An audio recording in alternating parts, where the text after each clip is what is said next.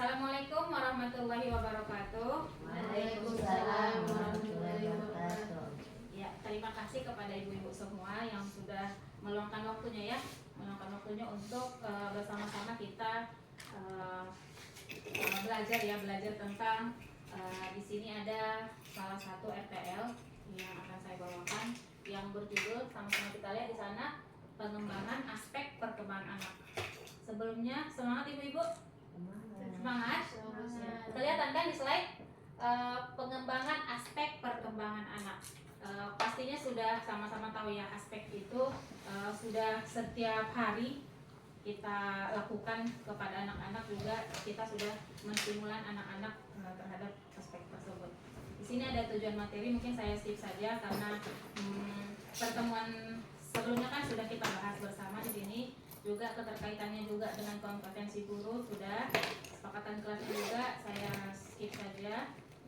Kita langsung ke ini, hakikat pengembangan aspek perkembangan anak usia dini. Anak usia dini itu siapa? Itulah anak-anak yang kita bersamai setiap hari di sekolah ini ya, khususnya di TK Nurul Fikri.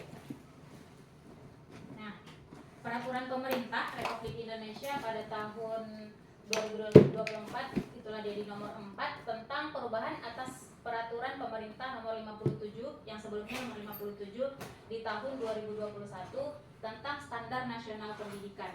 Di sini dia ada 5 aspek perkembangan, yang sebelumnya memang ada 6 ya.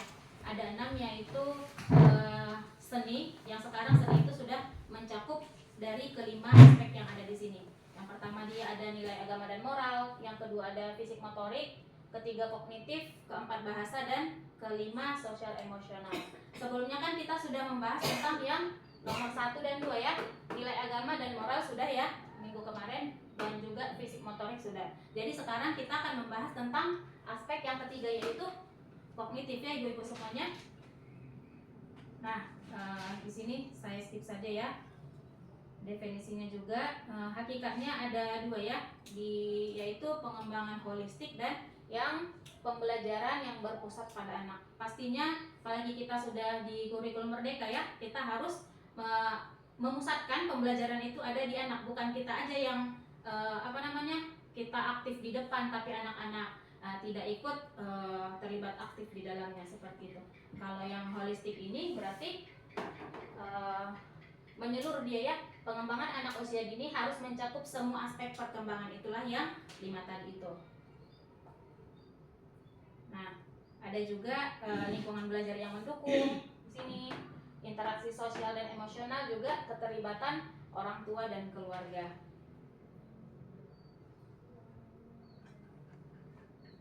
Ini yang sudah kita bahas minggu lalu, nilai agama dan moral, dan fisik motorik juga sudah. Sekarang kita fokus ke yang ketiga tadi, pengembangan kognitif. Di sini ada 4 poin, yaitu yang pertama pemahaman dunia sekitar. Anak-anak mengembangkan pemahaman tentang dunia sekitar melalui proses berpikir dan belajar. Itu artinya ya. Yang kedua, keterampilan pemecahan masalah.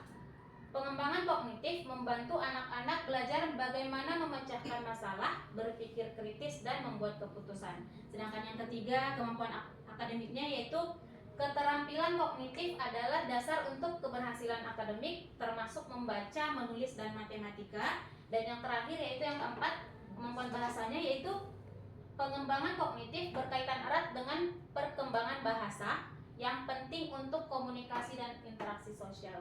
Setuju dengan yang keempat ini Bu Ibu? Setuju ya? Nah, di sini kita sebagai pendidik ya, kita garis bawah ya, kita sebagai pendidik itu harus menstimulasi kemampuan anak dalam proses pemecahan masalah. Pemecahan masalah yang dimaksudkan di sini ada 4 poin, yaitu yang pertama, pendidik menstimulasi kemampuan mengidentifikasi masalah yang dihadapi anak sesuai dengan tingkat usia melalui berbagai kegiatan main sesuai dengan ide anak. Kira-kira di sini ada yang bisa mencontohkan ibu-ibu? Mengidentifikasi masalah yang dihadapi anak sesuai dengan tingkat usia. Kalau di kita kan berarti pastinya PAUD ya. Melalui berbagai kegiatan main sesuai dengan ide anak. Salah satu contohnya misalkan yang paling sering kita hadapi di permainan balok ya. Masalahnya apa? Dia sudah membangun. Tetapi terlalu sering baloknya terjatuh. Kira-kira kenapa ya? Nah, seperti itu. Kira-kira ibu-ibu? Karena balok yang dibuatnya mungkin terlalu besar yang di atas, yang di kecil, yang di bawah kecil. Jadi apa yang terjadi? Baloknya jatuh atau bangunannya runtuh seperti itu ya. Yang kedua yaitu pendidik menstimulasi kemampuan anak untuk mencari solusi melalui berbagai kegiatan main. Dari kasus yang tadi, apa yang seharusnya kita lakukan sebagai pendidik? Kira-kira apa? Kita bilang, abang, kira-kira apa yang terjadi setelah abang buat baloknya tadi yang besar di atas, yang kecil di bawah, jatuh? Pasti kayak gitu ya. Anak-anak juga akan mencari solusi. Kita ajak dia mencari solusi apa yang harus dilakukannya setelah itu. Dan yang ketiga, pendidik memberi dukungan atas scaffolding. Ini kata-kata ini harus familiar sama kita ya. Jangan nanti kalau tidak ada dukungan ini kita tidak tahu arti scaffolding ini. Ini artinya dukungan untuk menyelesaikan masalah yang dihadapi melalui penguatan dalam bentuk pertanyaan, pernyataan atau bentuk lain yang relevan. Kalau bahasa kita apa ya yang kita tulis setiap hari di ini? Apa itu ya? Lupa saya. Apa? Bukan yang kita tulis di saya bisa yang kayak gitu. Apa sih namanya? Saya bisa membuat gambar ini. Iya, provokasi itu. Provokasi, bentuk pertanyaan atau pernyataan. Itu artinya provokasi, Ibu-ibu, dalam bentuk yang relevan. Artinya sesuai dengan yang dikerjakan atau sesuai yang terjadi. Yang terakhir, pendidik memberikan penghargaan kepada anak dalam bentuk memberi jempol atau tepuk tangan atau apresiasi lain yang relevan. Artinya apa? Kita harus memberikan reward ya. Reward ini nggak mesti besar atau wah hadiahnya. Berarti kita bisa memberikan jempol saja sudah. Sepertinya anak-anak kita beri jempol saja sudah bahagia ya.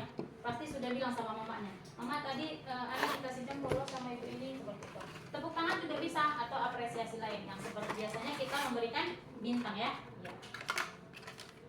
Yang kedua itu pendidik menstimulasi kemampuan anak untuk berpikir logis, kritis dan kreatif. Yang pertama pemahaman persamaan dan perbedaan. Di sini saya mempunyai video ya, ibu-ibu. Mari sama-sama kita lihat persamaan dan perbedaan. Nah, di sini.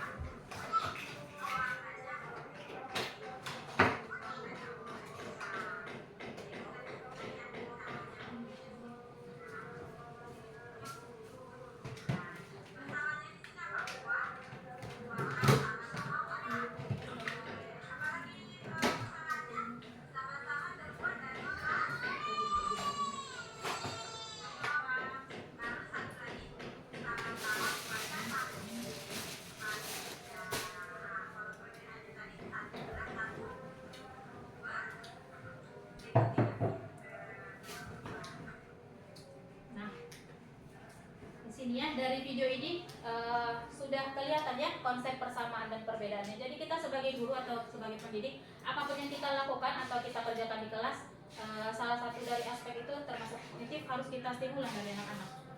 Dia gurunya ini memegang dua benda, bendanya ini sama warnanya. Itu berarti konsep persamaan kan? Yang tadi gurunya bilang dia sama-sama terbuat dari plastik, dia sama-sama buatan manusia, ya kan?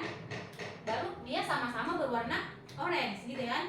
Itu persamaannya. Perbedaannya apa ya? Yang stimulan kepada anak-anaknya, anak-anaknya bilang yang satu berbentuk segitiga, yang satu bentuknya bulat, seperti itu. Mungkin ada perbedaan yang lain, yang ini ringan, yang ini berat, seperti itu ya. Jadi kita harus menstimulasi anak-anak untuk menjawab atau memberikan umpan balik dari apa yang kita sebutkan, seperti itu. Kita langsung lanjut ke slide ya ibu-ibu. Yang kedua, pemahaman konsep dan menghubungkan. Kira-kira seperti yang kemarin kita main apa ya? Yang dari Bu Devi ada kan permainan kuis ya? Apa itu? Di situ kan, kalau itu kan untuk dari IT-nya ya. Kalau di sehari-hari bagaimana contohnya? Kita memberikan satu benda dan gambarnya, apakah dia sama seperti itu ya. Konsep menghubungkan. Yang ketiga, pengklasifikasian berdasarkan bentuk, ukuran dan warna. Dari yang tadi juga sudah masuk ya, yang ini sudah masuk. Dan yang keempat terakhir, pemahaman konsep sebab akibat. Di sini ada juga ya, ada videonya sebab akibat. Ada ya. Oh iya, saya contohkan saja. Misalkan semalam hujan turun. Oh ya, sekarang anaknya tidak hadir sekolah. Kenapa dia tidak hadir sekolah? Karena dia sakit. Kenapa dia sakit? Ternyata semalam turun hujan, jadi dia mandi hujan. Dia tubuhnya lagi nggak sehat, jadi terpapar sakit. Seperti itu ya. Kita harus menstimulan anak tentang hal-hal seperti itu juga boleh, seperti itu ya. Lalu selanjutnya yang ketiga, kita masuk yang ketiga, pendidik menstimulasi kemampuan anak untuk berpikir simbolis. Kalau tadi berpikir, iya, yang sekarang berpikir simbolis. Yang pertama, pengenalan konsep bilangan atau huruf. Di sini juga saya punya video ya ibu-ibu. Konsep huruf. Ini.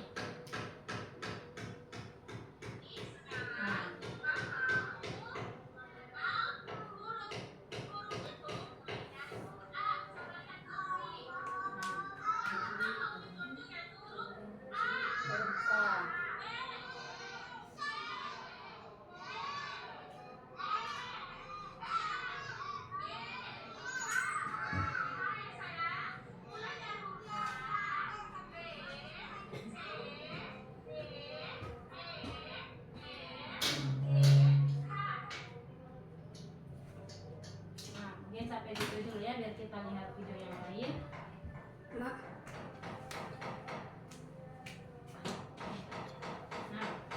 yang kedua, memotivasi anak untuk menyebutkan. Di situ tadi dalam video itu gurunya juga sudah memotivasi anaknya untuk menyebutkan dan menggunakan konsep bilangan atau huruf. Yang ketiga, memotivasi anak untuk mempresentasikan berbagai benda dalam bentuk karya. Yang keempat, memotivasi anak untuk mempresentasikan berbagai imajinasinya dalam bentuk karya. Di sini ada juga, memang sudah sering kita laksanakan ya ibu-ibu. Setelah bermain, gurunya mengajak anaknya.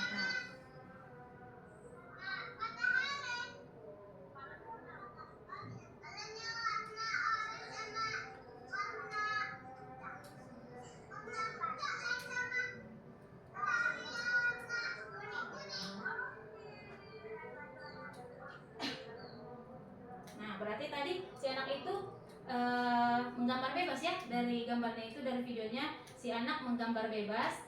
Gurunya mengajak dia untuk mempresentasikan berbagai imajinasi. Itu kan menggambar bebas, berarti dia berimajinasi dalam bentuk karyanya. Katanya ada apa tadi? Matahari, ada lagi yang berwarna coklat, seperti itu ya. Jadi apalagi kita videokan, kita kirim ke orang tua, dan keren sekali ya ibu-ibu. Nah, selanjutnya oh iya, kita lihat video yang lain ya, dari yang tadi.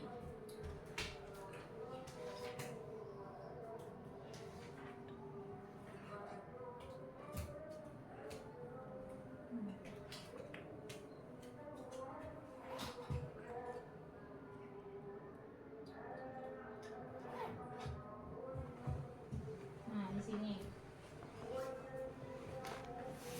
bukukan yang tadi ya. Nah, selain kita memberikan apresiasi, ternyata ketika anak bermain juga kita harus memberikan dukungan. Nah, seperti ini. Tidak sepenuhnya memang kita ajari anak itu, tapi kita memberikan dukungan terkait apa yang dikerjakannya, seperti itu. Ini mereka sedang meronce ya, meronce.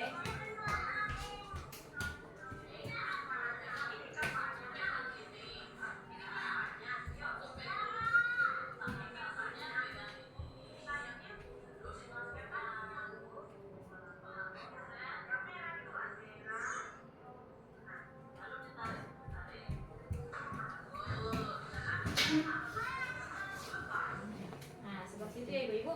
Kira-kira mungkin sampai sini dulu. Ada yang ingin bertanya ibu-ibu? Silahkan.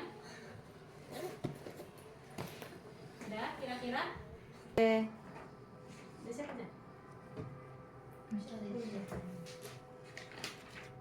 Ini ya kita itu. Dia nyari yang tentang simbolis, Bu. Yang ini aja lah dulu. Oh nanti dicari yang punyanya itu kan. Oh, tadi yang simbolis. Ini kan? Iya. Pengembangan huruf.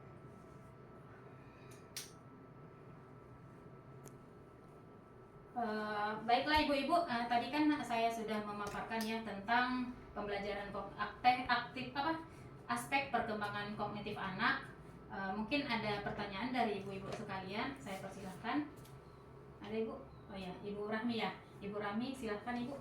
Baiklah, terima kasih kepada Ibu ini. Di sini saya mau bertanya tentang perkembangan kognitif yang berpikir simbolis ya, Bu. Berpikir simbolis ya. Ya. Kan Silakan. dari masalah kelas saya, Ya. Bu.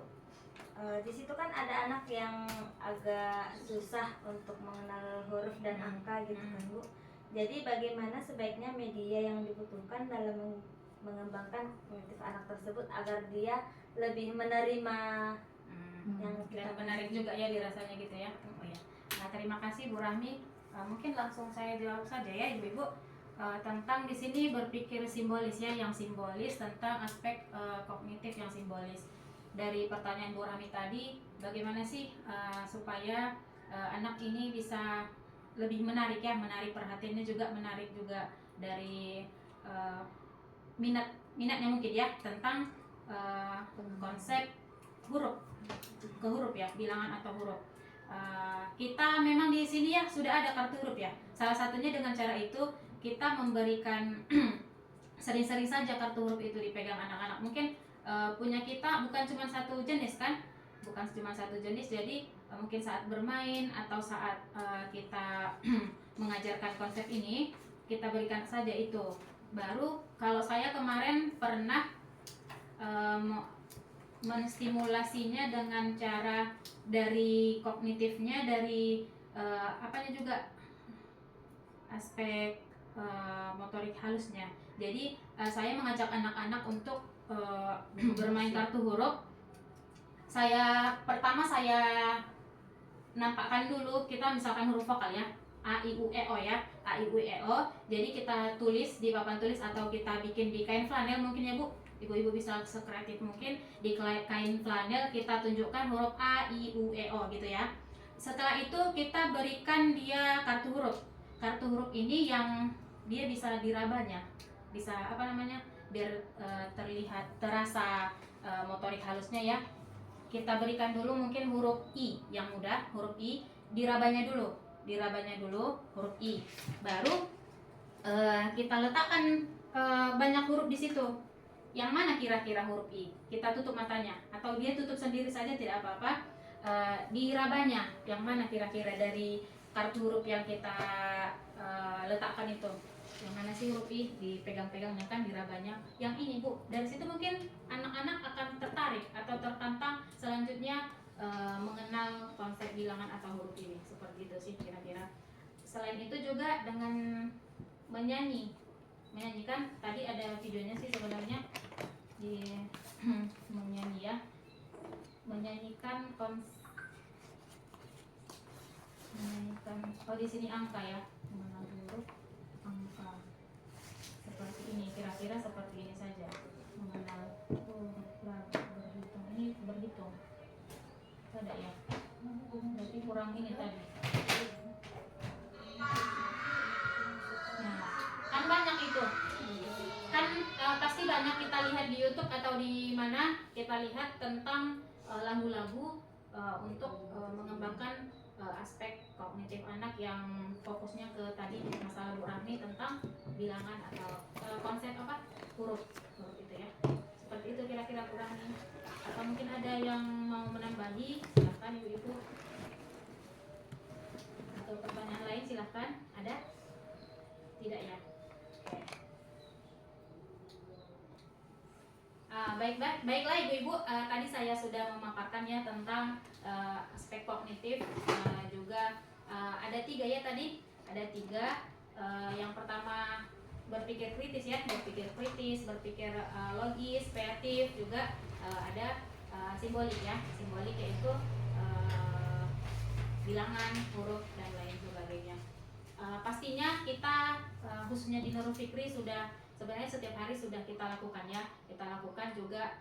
Kalau ini kognitif ini kita lakukan itu sebenarnya harus seperti kita ya di PAUD, harus dengan cara bermain ya, bermain yang bermakna, bermain dengan berbagai atau beragam alat main seperti itu ya, juga dengan